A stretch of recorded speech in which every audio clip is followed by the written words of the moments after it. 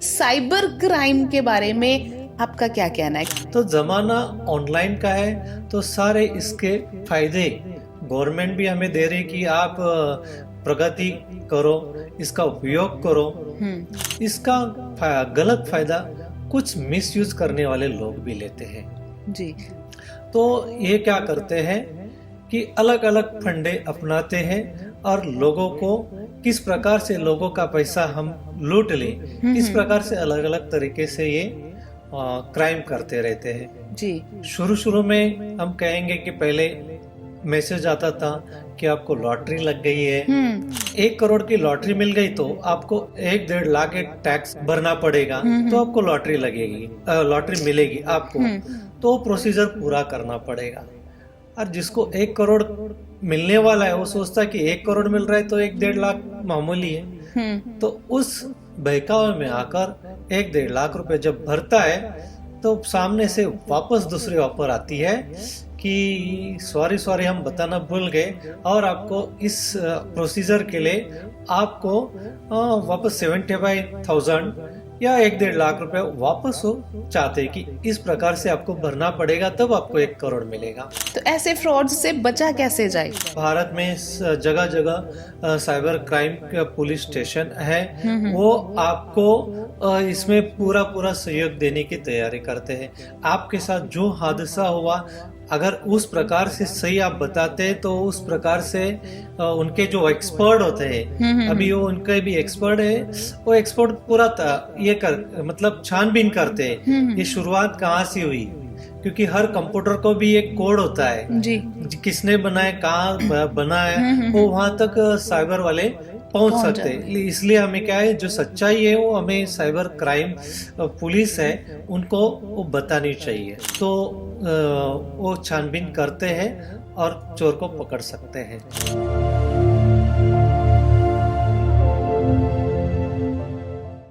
Saint soldier times पर मैं हूं जसप्रीत कौर और हाजिर हूं आज का पॉडकास्ट लेकर। और आज हमारे पॉडकास्ट में मेरे साथ मौजूद हैं बीके सोमनाथ जी, जिनसे हम बात करेंगे साइबर क्राइम के ऊपर। तो बहुत बहुत स्वागत है सर आपका। बहुत बहुत धन्यवाद। पहले तो आप हमें अपने बारे में बताइए कुछ, और ये भी बताइए कि साइबर क्राइम के बारे में आपका क्या कहना है कि मतलब आजकल इंटरनेट का जमाना है, ठीक है, सारा कुछ ऑनलाइन है और फिर भी मतलब 1 सेकंड के कह सकते हैं कि दूरी पर हमें सब कुछ मिल जाता है, ठीक है, पर फिर भी हमें चैन नहीं है और जो अपराध है वो भी इसी से जुड़े हुए जो है शुरू हो गए हैं। तो उसके बारे में आप क्या कहेंगे? शुरुआत में मैं मेरा परिचय करना देना चाहूँगा। हमारा नाम है बीके सोमनाथ भाई और ब्रह्मा कुमारी से हम पिछले 31 साल से जुड़े हुए हैं। शुरू में हमने पुणे में काफ़ी सेवाएं की है और पुणे के हम मीडिया कोऑर्डिनेटर थे। तो ब्रह्मा कुमारीज का एक मीडिया प्रभाग भी है जी। तो ब्रह्मा कुमारीज का मीडिया प्रभाग खास पत्रकारों के लिए, जो प्रिंट मीडिया है, इलेक्ट्रॉनिक मीडिया है, तो इनके लिए एक खास प्रोग्राम रखता है साल में 2 बार, जिसमें एक आज भागदौड़ के जीवन में देखते हैं कि पत्रकारों की हालत कैसी होती है, कि उनको रिपोर्टिंग के लिए कितना भागना पड़ता है, उनकी जीवन जो है, लाइफ है, बहुत व्यस्त हो जाती है। तो हमारा मीडिया प्रभाग उन्हें संतुलित जीवन जीने का या तनाव मुक्त जीवन जीने का आधार राजयोग सिखाता है। तो वो कॉन्फ्रेंस साल में 2 बार माउंट आबू में होती है। तो हमारी कोऑर्डिनेटर होने के नाते पुणे के पत्रकारों को, जो प्रिंट मीडिया के हो, इलेक्ट्रॉनिक मीडिया के हो, हम उन्हें माउंट आबू लेके जाते थे। तो पत्रकारों को पहले लगता था यहाँ हमें क्या मिलेगा जी, ये ऐसी कौन सी जगह है कि यहाँ, तो यहाँ पर पूरे भारत देश और नेपाल से भी पत्रकार आते हैं। लगभग 1,500 पत्रकार आते हैं। इसमें कोई वरिष्ठ संपादक भी होते हैं वरिष्ठ संपादक, पत्रकार, सभी प्रकार के यहाँ पर आते हैं। और उसमें खास सवेरे का जो सत्र होता है वो होता है मेडिटेशन का। तो यहाँ अध्यात्म और पत्रकारों की लाइफ की बातें, ये दोनों का यहाँ पर संगम हो जाता है। तो दिन भर में जो भी लेक्चर होते हैं वो सारे पत्रकारों से रिलेटेड हो जाते हैं। तो उन्हों को फ़ायदा हो जाता है कि हम यहाँ आते हैं तो हमें तनाव मुक्त जीवन कैसे जिए। हमारी पत्रकारिता तो हमें करनी है, लेकिन रोज की भागदौड़ के जीवन में भी रहते हुए तनाव मुक्त पत्रकारिता हम कैसे करें, तो ये ब्रह्मा कुमारीज के मीडिया प्रभाग की सेवा हम करते थे। जी। और रही बात अभी वर्तमान में, तो वर्तमान में अभी हम ब्रह्मा कुमारीज के माउंट आबू में जो हेड क्वार्टर है वहाँ रेडियो मधुबन है, उस रेडियो मधुबन में हम सेवा करते हैं। जी। और रेडियो के साथ आप जुड़े हुए हैं, आप जी जी जो है मीडिया डिपार्टमेंट जो है जी ब्रह्म जी कुमारी का, उसके साथ जुड़े हुए हैं, तो उसी से आपको आया कि साइबर क्राइम के बारे में भी आपको लोगों को जो है वो सुचेत करना चाहिए, जी जी जी जी। है ना? तो ये ब्रह्मा कुमारी इसका रेडियो मधुबन और ये साइबर क्राइम बोला तो telecom regulatory authority of India, इनका रेडियो मधुबन से टाइप हुआ है कि हमारे ब्रह्मा कुमारी के पूरे भारत में जगह जगह सेंटर है। तो वो भी क्या करते हैं, कुछ एनजीओ को चुनते हैं और उन्हें सेवा देते हैं कि आप भी ये अवेयरनेस, लोगों में अवेयरनेस लाओ कि आजकल फ्रॉड का जमाना है, आज जगह जगह फ्रॉड हो रहा है। मोबाइल जितना फायदे का है उतना ही कभी कभी हानिकारक भी हो जाता है। जैसे देखो मोबाइल के फायदे क्या है, हम बैठे बैठे ऑनलाइन सब कुछ मंगा सब लेते कुछ। हैं। कभी सोचा था कि हम घर बैठे बैठे भी भोजन मंगा सकते हैं, तो ऑनलाइन अभी खाना भी हमें बैठे बैठे मिल रहा है। मिल रहा है। हमें जो महिला है उनको कभी कष्ट लगता है करने कि की जरूरत हाँ, नहीं है कभी अभी। लगता है कि आज भोजन नहीं बनाना है, तो ऑनलाइन भी मंगा सकते हैं। जी। बैठे बैठे रेल का टिकट भी हो जाता है, ऑनलाइन शॉपिंग भी हो जाती है। तो जमाना ऑनलाइन का है, तो सारे इसके फायदे गवर्नमेंट भी हमें दे रही कि आप प्रगति करो, इसका उपयोग करो। तो मेहनत कम लगती है, लेकिन इसका गलत फायदा कुछ मिसयूज करने वाले लोग भी लेते हैं। जी। तो ये क्या करते हैं कि अलग अलग फंडे अपनाते हैं और लोगों को किस प्रकार से लोगों का पैसा हम लूट लें, इस प्रकार से अलग अलग तरीके से ये क्राइम करते रहते हैं। जी। शुरू शुरू में हम कहेंगे कि पहले मैसेज आता था कि आपको लॉटरी लग गई है, इतने लाखों की या करोड़ों की लॉटरी लग गई है, तो आप विनर हो गए। तो ऐसे ऐसे मैसेज आते थे, तो लोग खुश होते थे कि अरे हमें लॉटरी लग गई है, करोड़ आ गया, हमारा मोबाइल नंबर ये सिलेक्ट हो गया। तो उनको लगता था कि चलो, और वो किसी को बता भी नहीं थे। और खुद फिर जो वो कहते थे कि साइबर क्राइम करने वाले कि आप ऐसे ऐसे करो, 1 करोड़ की लॉटरी मिल गई तो आपको 1-1.5 लाख टैक्स करना पड़ेगा, भरना पड़ेगा, तो आपको लॉटरी लगेगी, लॉटरी मिलेगी आपको। तो प्रोसीजर पूरा करना पड़ेगा। और जिसको 1 करोड़ मिलने वाला है वो सोचता है कि 1 करोड़ मिल रहा है तो 1-1.5 लाख मामूली है। तो उस बहकावे में आकर 1-1.5 लाख रुपए जब भरता है, तो सामने से वापस दूसरी ऑफर आती है कि सॉरी हम बताना भूल गए, और आपको इस प्रोसीजर के लिए आपको वापस 75,000 या 1-1.5 लाख रुपए वापस हो चाहते हैं कि इस प्रकार से आपको भरना पड़ेगा, तब आपको 1 करोड़ मिलेगा। वो भोले भाले लोगों को मैनिपुलेट कर लेते हैं। चलो Yes, अभी तो yes, थोड़ा yes, जमाना तेज हो गया और उस हिसाब से चालाकियां भी Yes, जो है yes, वो yes. भी बढ़ गई हैं, बट लोगों को जो जिनको नहीं पता उनके साथ फ्रॉड Yes, होता yes, है yes, और yes, वो yes, yes. फंस जाते हैं। इसमें अभी देखेंगे कि अखबार में आ जाता है, अभी रोज के अखबार में एक ना एक क्राइम आ जाता है। जी। वर्तमान में पूरे भारत देश में रोज के ऐसे कितनी तो भी घटनाएं रोज होती है और हो रही है। जो क्राइम करने वाले लोग वो उसमें एक्सपर्ट होते हैं, वो कोई भी लिंक बनाकर भेजते जी। कि आपको ये ऐसे ऐसी ऑफर है, बस लास्ट कुछ 2 दिन की है, इतने लोगों को सेंड करो हाँ, तो आपको ये वाला ऑफर मिलेगा, ये वाला ऑफर मिलेगा, या जो 50,000 की चीज है आपको 20,000 में मिलेगी। सिर्फ आपको ये लिंक को डाउनलोड करना है या लिंक को क्लिक करना है। जी। लेकिन क्या हो जाता है, ये लिंक जब डाउनलोड करते हैं तो आपका सारा डाटा उनके पास चला जाता है और आपका खाता खाली हो जाता है। तो ऐसे फ्रॉड से बचा कैसे जाए? ऐसे फ्रॉड से बचने के लिए हमें एक काम करना है, पहले कंफर्म करना है कि सामने वाला कौन बात कर रहा है, हमारे पहचान का या बिना पहचान वाला है। वो आपको लुभाने के लिए अलग अलग कुछ भी युक्तियां बताता है कि आपको ये ऑफर है, आपको वो ऑफर है। पहले हमें कंफर्म करना है। और दूसरी बात ये, कोई भी व्हाट्सएप या फेसबुक पे लिंक आता है तो लिंक कभी भी हमें डाउनलोड नहीं करना है, क्योंकि ये धोखादायक हो सकता है, क्योंकि उससे हमारा डाटा चला जाता है। कहने का भाव देखो, अभी जो भी ये कहेंगे व्हाट्सएप यूज करते हैं, फेसबुक यूज करते हैं, इंस्टाग्राम यूज करते हैं लोग, इसके लिए हमें कोई पैसा पे करना पड़ता है क्या? नहीं, ये तो हमें सब फ्री मिल रहा है, हम रिचार्ज का पैसा दे देते हैं। लेकिन व्हाट्सएप, फेसबुक, इंस्टाग्राम और भी कई एप्लीकेशन है, गेम्स है, आजकल बच्चे भी गेम्स खेलते हैं, ये सारे गेम्स हमें फ्री में मिलते हैं।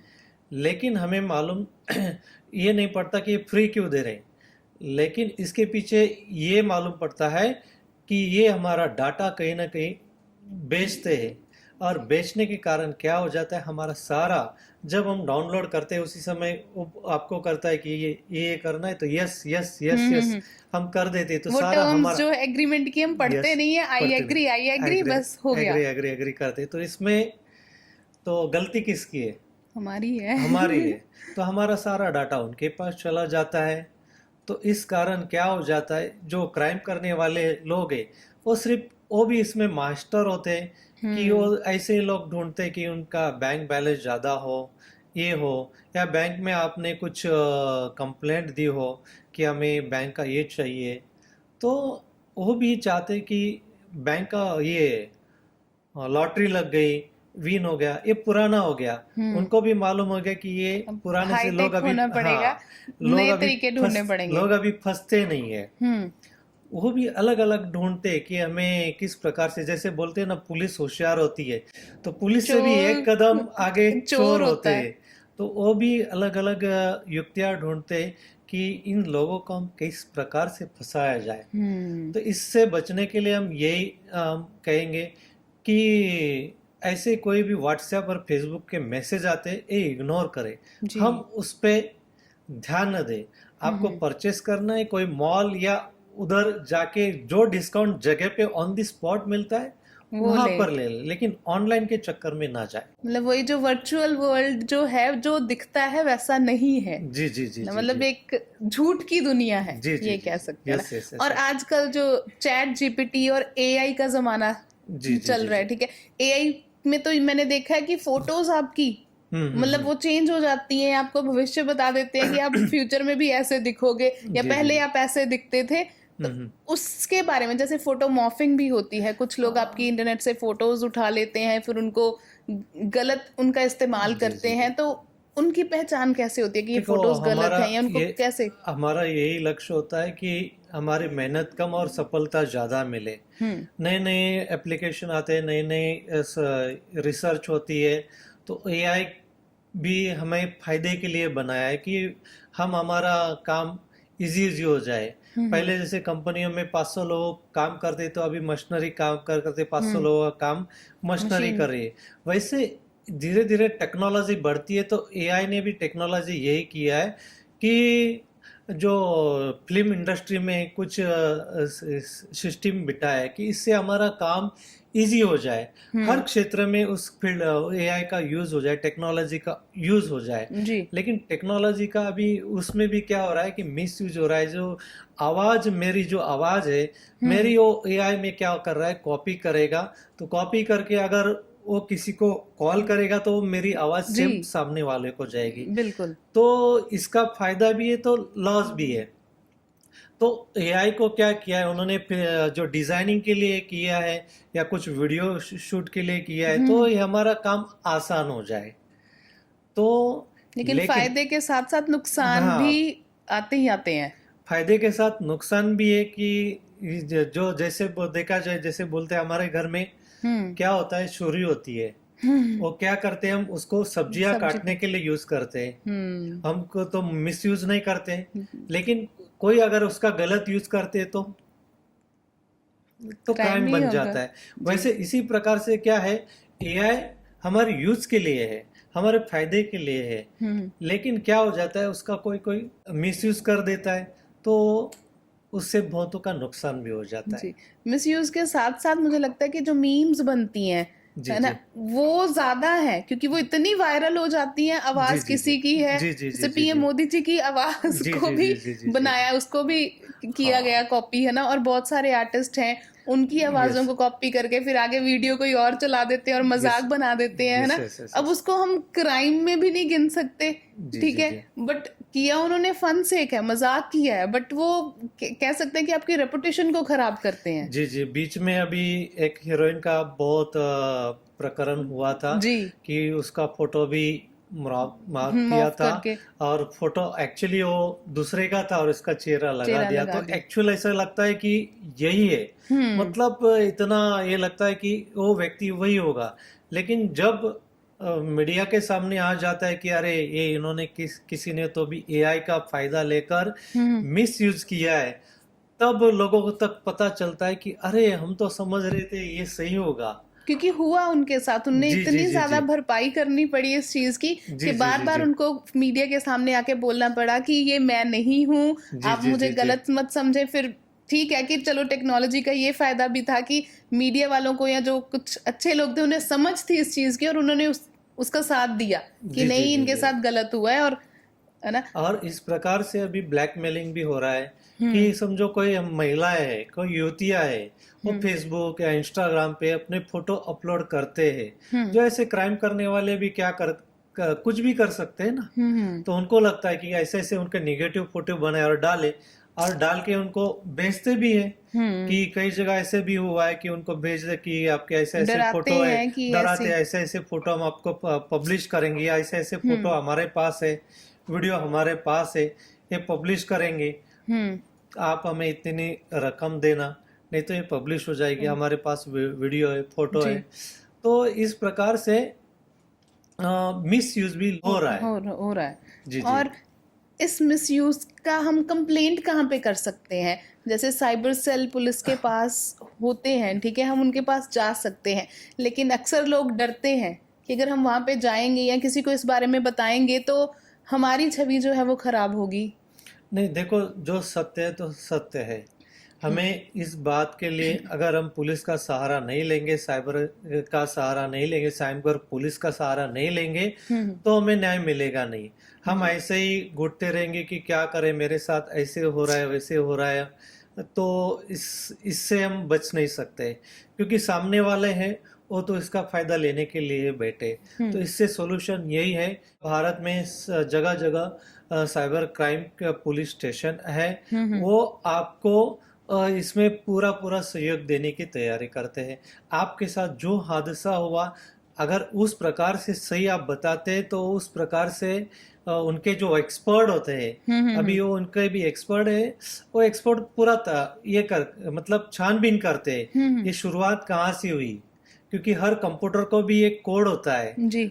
किसने बनाया, कहाँ बना है, वो वहां तक साइबर वाले पहुंच सकते हैं। इसलिए हमें क्या है, जो सच्चाई है वो हमें साइबर क्राइम पुलिस है उनको वो बतानी चाहिए, जैसे कि अपने तक ही नहीं किस रखनी फोन चाहिए। से वो चीज वायरल हुई है, हाँ कहाँ हाँ से वो वीडियो अपलोड हुई है इस साइट पर, वो पता चल वो जाता पता चल जाता है, वो पूरा पता चल जाता है, जी। क्योंकि उसका हर एक मोबाइल का या कंप्यूटर का एक कोड होता है, भी कोड होता है। अगर हम टेक्निकल रीति से देखा जाए तो वो छानबीन करते हैं और चोर को पकड़ सकते हैं। मतलब घबराने की कोई बात घबराने नहीं, की अगर कोई किसी के बात नहीं। साथ कुछ गलत होता है जी या जी जी जी जी किसी की फोटोज का मिसयूज होता है तो जी वो जी मतलब साइबर सेल के पास जाके, पुलिस के पास जाके जी जी कंप्लेन कर सकते हैं जी और जी उन्हें न्याय जरूर मिलेगा। जी जी जी है ना? जी जी और मेरा सवाल ये भी है आपसे कि जैसे हमने साइबर सेल की बात कर ली, ठीक है, क्राइम की, बट कुछ लोग खुद इंटेंशनली अपनी जो चीजें हैं वो इंटरनेट पे डाल देते हैं और बाद में बोल देते हैं कि मेरे से गलती हो गई। जी जी जी उनके बारे में क्या कहना चाहेंगे कि वो क्राइम में आता है या फिर उसको कैसे लेंगे? मतलब इसकी सोशल मीडिया की भी कुछ पॉलिसीज होंगी कि क्या हम अपलोड कर सकते हैं, क्या नहीं कर सकते? नहीं, सोशल मीडिया का देखो, उसको कोई भी उसमें कोई रोकथाम नहीं है अभी तो, क्योंकि सोशल मीडिया का यूज तो पूरा विश्व कर रहा है, जी। उसके लिए कोई रोकथाम नहीं है। खुद का अगर डाल रहा है वीडियो या कुछ भी, तो वो क्राइम में नहीं आता है। क्राइम में कौन सी चीज आती है, हम अगर बंदूक हाथ में लेके खड़े हैं, हम अगर तलवार लेके खड़े हैं, वो क्राइम में गिना जाएगा। हम कहाँ घूमने गए, हम मस्ती कर रहे, मौज मजा कर रहे, तो क्राइम में नहीं आ जी। जाता है। हम घूमने कहाँ, ऊटी गए, महाबलेश्वर गए, बैंगलोर गए, तो उसके कोई भी फोटोज, पिकनिक गए, तो वो क्राइम में नहीं जाएगा। लेकिन कई लोग यही कहते हैं कि हम पूरे फैमिली के साथ अभी लाइव जो होता है ना, हम पूरे फैमिली के साथ यहाँ गए, ऊटी गए, मैसूर गए, दिल्ली गए, तो जो देखने वाले उनसे कनेक्टेड है तो उनको पता चलता है कि ये पूरा फैमिली उधर गई है तो घर खाली है। हाँ। तो आप क्या करते हो, आप उन्हें मौका दे देते हो इन्फॉर्मेशन शेयर करके, हाँ, उनको खुद बोले कि हम घर पे नहीं है। आप चोरों को खुद ही इन्फॉर्मेशन देते हो कि हम सारे वहां पर है, घर पे कोई नहीं है। तो इसलिए वो अपराध नहीं होता। लेकिन अपराध जो गवर्नमेंट के हिसाब से, पुलिस के हिसाब से है कि पिस्तौल दिखाना, तलवारबाज दिखाना, तो इस प्रकार से अपराध में गिने जाएंगे जी। और क्या इसकी भी सोशल मीडिया की कोई एज लिमिट भी है कि इस एज के जो बच्चे हैं या इस एज तक ही जो लोग हैं वो इसको यूज कर सकते हैं, उसके नीचे वाले नहीं? नहीं, वैसे देखा जाए कि आज के ज़माने में सोशल मीडिया जितने ज़्यादा बच्चे यूज़ करते उतने ज़्यादा बड़े भी यूज़ नहीं करते। जितने ज़्यादा बच्चे होशियार है उतने ज़्यादा बड़े भी होशियार नहीं है। बच्चे आजकल के बहुत होशियार हैं। तो लेकिन क्या हो जाता है, कई बच्चों का भी, हम बच्चों के लिए तो यही कहेंगे कि गेम भी हम अगर कोई डाउनलोड करते हैं तो वो भी सही साइड पर जाके डाउनलोड करें।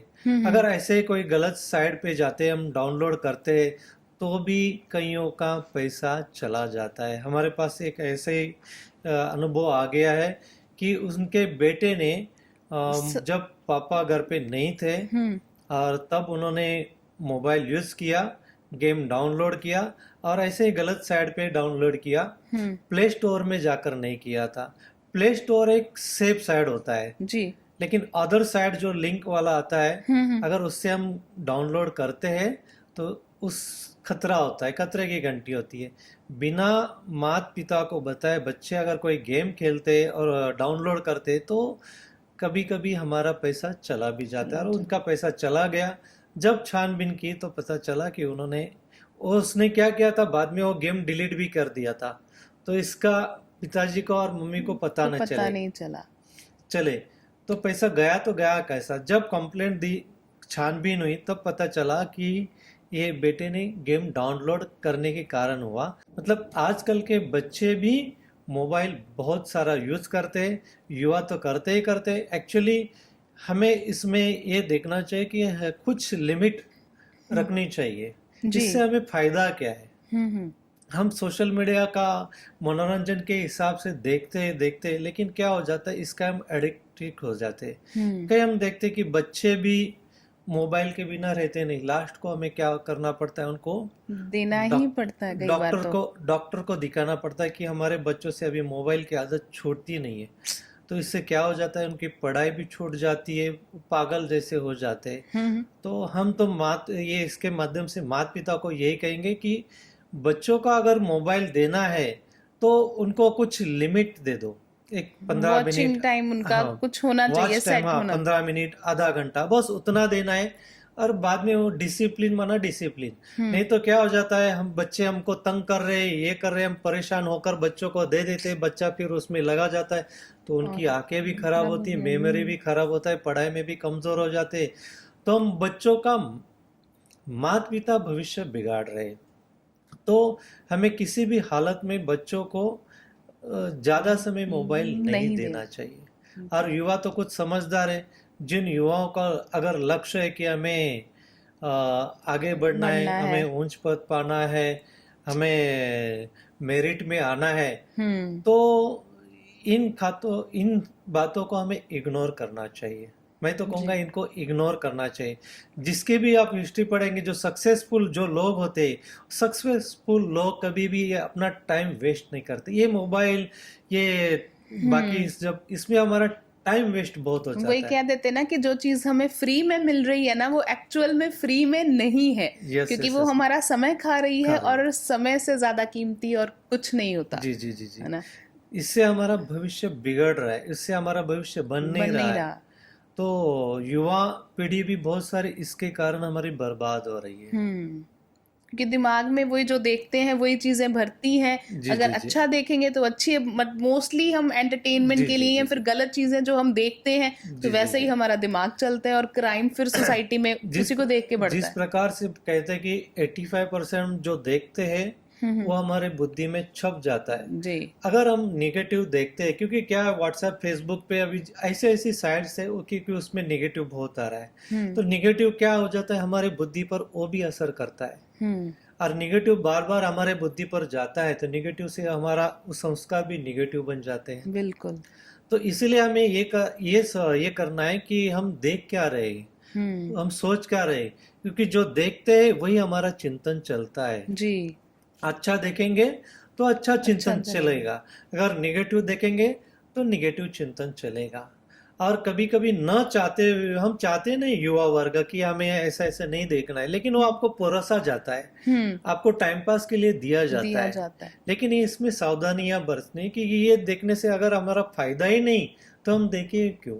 मतलब उसके लिए सेल्फ कंट्रोल सबसे ज्यादा जरूरी है। हाँ, सेल्फ कंट्रोल हमें बहुत जरूरी होना है, जिससे बिल्कुल। हमारा नुकसान हो रहा है, नुकसान जिससे ना हो। हमारा भविष्य बिगड़ रहा जी। है। जी क्योंकि जी जब हमारा अपने आप पे कंट्रोल होगा तो डेफिनेटली जो चीजें हमें परोसी जा रही हैं जी जी जी उन जी पर भी कंट्रोल अपने आप आ जाएगा, क्योंकि उन्हें देखने वाले जो लोग हैं वो कम हो जाएंगे, जी जी जी है जी ना। जी अभी देखते हैं, अभी ये कहना चाहेंगे, यूपीएससी एमपीएससी के जो स्टूडेंट रहते बहुत सारे, देखो वो कभी भी मोबाइल का ज्यादा यूज नहीं नहीं, करते वो हैं। किताबें ही पढ़ते हाँ, हैं। वो देखेंगे उनका अगर जो फर्स्ट नंबर आता है, दूसरा सेकंड नंबर आता है या मेरिट में आता है, तो वो यही कहते हैं कि हमने मोबाइल को ज्यादा यूज नहीं नहीं किया, किया। जो गेम्स होते उसको हमने साइड में सही रख रख दिया, दिया।